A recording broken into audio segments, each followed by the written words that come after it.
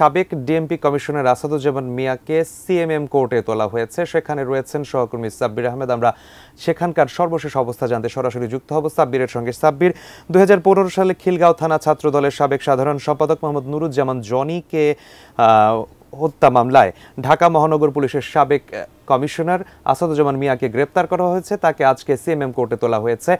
সেখানকার সর্বশেষ অবস্থা কি? আদালত কি শুরু হয়েছে?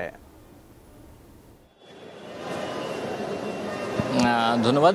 আসলে আজকে শুধুমাত্র সাবেক ডিএমপি কমিশনার আসাদুজ্জামান মিয়া নন, উনি ছাড়াও সাবেক পুলিশের আইজিপি আব্দুল্লাহ মামুন, ঢাকা জেলার অতিরিক্ত পুলিশ সুপার আবদুল্লাহিল কাফি, বেশ কয়েকটি হত্যা মামলায় গ্রেপ্তার রাশেদ খান মেনন, তথ্য ও প্রযুক্তি মন্ত্রী জুনায়েদ আহমেদ পলক এবং পাশাপাশি ওয়ার্কার্স পার্টির সভাপতি সাবেক তথ্যমন্ত্রী হাসানুল হক ইনু, এই 6 জনকে আজকে আদালতে নিয়ে আসা হবে।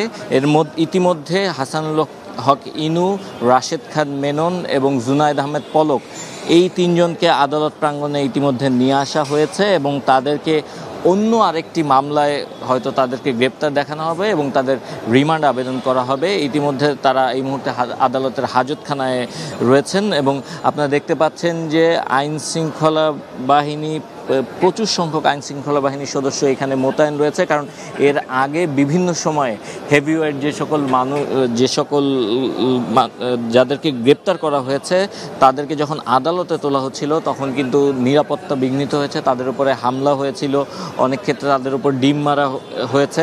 তো এ ধরনের অপ্রীতিকর ঘটনা এড়ানোর জন্যই মূলত আসলে প্রচুর সংখ্যক পুলিশ সদস্য মোতায়েন করা হয়েছে।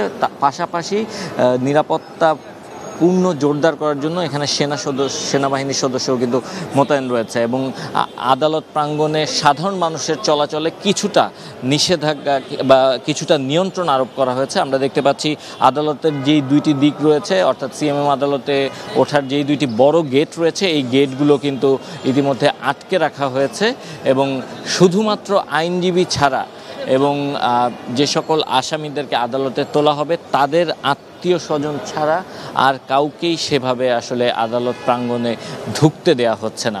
এলো ভিশন মুশকিল আসান অফার। যে কোনো ব্র্যান্ডের পুরনো ফ্রিজ নিয়ে চলে আসুন ভিশন শোরুমে আর নিয়ে যান নতুন ভিশন ফ্রিজ 20% পর্যন্ত ছাড়। অর্থাৎ তাদের নিরাপত্তা পরিপূর্ণভাবে নিশ্চিত করা হচ্ছে এবং বিভিন্ন হত্যা মামলায় যারা গ্রেপ্তার হয়েছিলেন যে আসামিরা, তাদের ইতিমধ্যে রিমান্ড, যেই কয়েকদিনের রিমান্ড ছিল সেই রিমান্ড শেষ হয়েছে এবং রিমান্ড শেষে তাদেরকে আজকে পুনরায় আবার অন্য মামলায় গ্রেপ্তার দেখিয়ে তাদের রিমান্ড আবেদন করা হবে। পাশাপাশি আসাদুজ্জামান মিয়া, আপনি জানেন যে গতকাল রাতে তাকে মহাখালী ফ্লাইওভার এলাকা থেকে গ্রেপ্তার করেছে র্যাব এবং তাকে মূলত খিলগাঁও থানার 2015 সালে ছাত্রদলের সাধারণ সম্পাদক নুরুজ্জামান জনি, তাকে পুলিশি হেফাজতে হত্যা করা হয় বলে অভিযোগ করা হয়েছে এবং সেই অভিযোগের প্রেক্ষিতে, সেই অভিযোগে শুধুমাত্র আসাদুজ্জামান মিয়া নন, উনি সহ প্রায় 13 পুলিশ সদস্যের বিরুদ্ধে মামলা করা হয়েছিল এবং সেই মামলায় তাকে গ্রেপ্তার দেখানো হয়েছে এবং তাকেও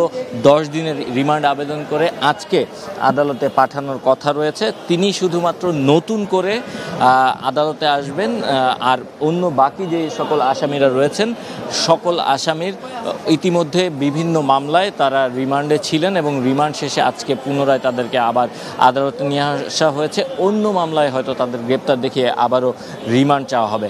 তো এই ছিল এই মুহূর্তে আদালত প্রাঙ্গণ থেকে যে সকল আসামিদেরকে বিভিন্ন মামলায় গ্রেপ্তার করা হয়েছিল সেই গ্রেপ্তারের বিষয়ে তাদের যে আজকে আদালতে তোলা হবে এ ব্যাপারে সব শেষ।